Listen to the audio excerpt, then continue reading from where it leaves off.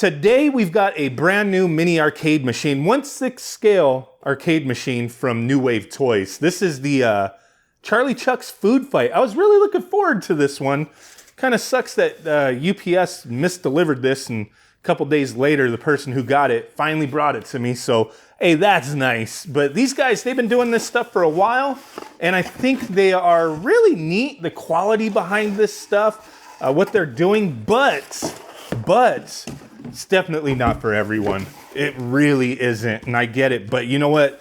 They keep selling out of these things. They keep making new ones.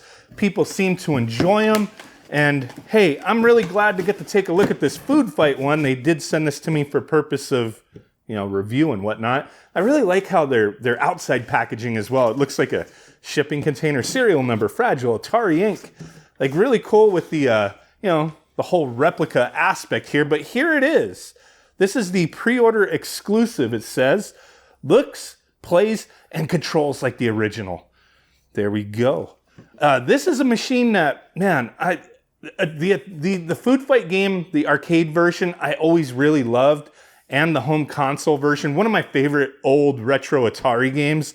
If I had the space and the money and, you know, wanted to set up like a mini arcade setup with a handful of actual arcade machines, not like little ones, but actual real arcade machines, this is one game I would highly consider having in my home arcade if I was able to do that. But I don't have the space nor the money. So I guess, you know, stuff like this kind of, you know, is nice for people who have nostalgia and they want to collect. But the price point, these things are a little pricey for sure. But let's go ahead and open this thing up.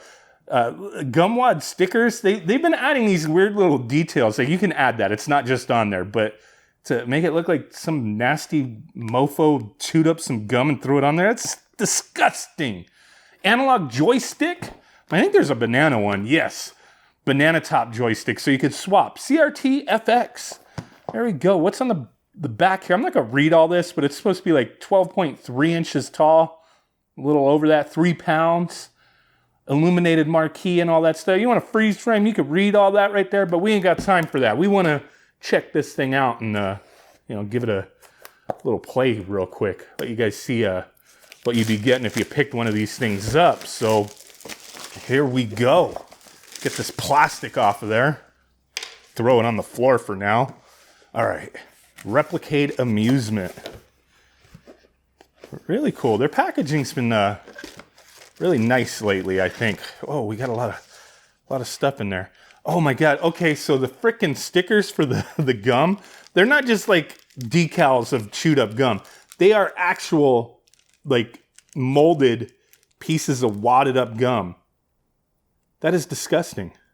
Oh, and it says, warning, the banana, you want to slip this thing on. The banana is for display only and not recommended for gameplay. Huh. Okay. A lot of times these manuals too, they're like replicas of the operator's manual.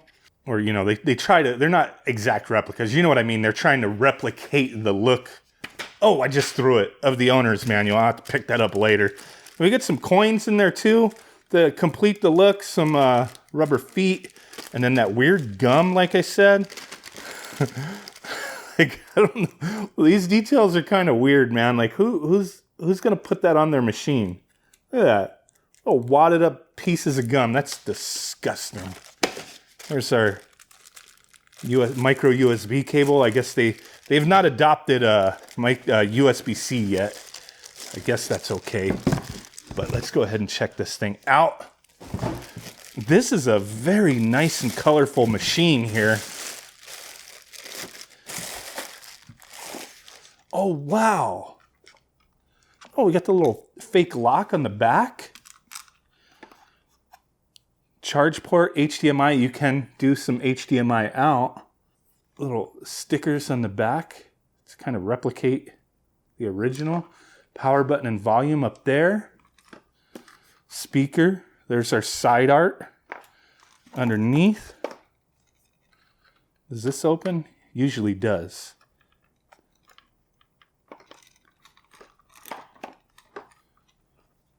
I don't know. It sounds like something is loose in there. will not power on. Maybe it doesn't have a charge, or maybe, yeah, there's something in there. Maybe it's, oh my God. This is not good, man. This is not good. Let me go ahead. I'm going to open this thing up, report back in a moment. Okay, so I got this thing all disassembled from the bottom. It was 4 screws on the bottom. Had to remove the feet, unfortunately, but that's how it goes. And then I had to pop off this plastic piece that has like looks like the HDMI and, you know, power and whatnot down there. And the power pack, that's exactly what the problem was. The power pack was flopping around in there. So my assumption is that it was most likely assembled properly. It's just that it went through some rough housing with UPS, you know, with them delivering it to the wrong place, and whoever had it for a couple days, I don't know if they threw it around or what, but it's supposed to clip into this little tray at the bottom that if the plastic isn't warped, it does seem like it's got to take a bit of effort to, you know, pop that out. So this, the power plugs into the board right there, if you could see. I'm going to go ahead and put everything back together, and we should be fine. So I'm going to go ahead and do that, and we'll be back to the checking it out part of the video. Okay, so this thing now works just fine. I tested it out, recorded some footage via HDMI to share with you guys as well. This banana, it's a very like floppy banana, and it just pops on there. It's definitely just for novelty purposes. I tried playing with it, and yeah, it kind of sucks. It's just there to stare at. Better to leave the little ball top that actually screws on there. So let me try to get that in there. But I thought, like, when I started messing with this, I really like how they did that, like, CRT look to the screen. Obviously, it's not a CRT, but, like, they have, like, plastic that kind of goes over the screen, and it, I don't know, kind of distorts it a little bit to make it look like a CRT. The speaker's pretty loud as well. We got that marquee lit up. Very nice. And then the coin button down here gives us credits. Then the second coin button, if we press it, it brings us to like a menu where you can put scan lines on, and you can also turn the marquee light off and on, as you see there. And it's kind of hard to see this little tiny screen, but yeah, you got service mode, which if you go into the service mode, it's like the dip switch settings. You have a lot of stuff you can mess with, and you could test out the buttons and the stick and make sure everything's working right. You have backlight options to, you know, kind of brighten it up or lower it to extend the battery, and then P1, P2 switch. And the battery is displayed at the bottom, if you could see that, how much life you got left. But let me try to get this in frame well enough, show some gameplay real quick. So let's go ahead and get out of here. So this game, I always like this one. It's one of my favorites just because, I don't know, it's from a simpler time for sure. But I always really like this. The whole point is like you got these little chef dudes coming out from like the sewers or something, and you could grab food and throw it at them and kill that. I just fell in a hole though. One of their, like, I don't know what the hell those things are that they creep in and out of. But you'll die if you fall in there. You'll die if one of the chefs grab you or hit you with a piece of food. So yeah, this screen overlay thing is really cool, but it's so shiny. It's hard to record footage right off a camera. But I think the screen does look really good in person. Oh crap! So let me get that ice cream. The quicker you go, the more points you get, type of thing. But yeah, there you go. I mean, it's a simple game. It's fun. It's addicting. It's a lot harder over time. But it's from that era where it was like you're just trying to get your name on the leaderboard, trying to get a high score type of thing. So yes, I think this is a really cool little game. There's like no extra game on here or anything. It's just Food Fight. And hey, I mean, that's fine. That's what you're buying, right? If you're into it. But love the artwork on the side, the wood construction.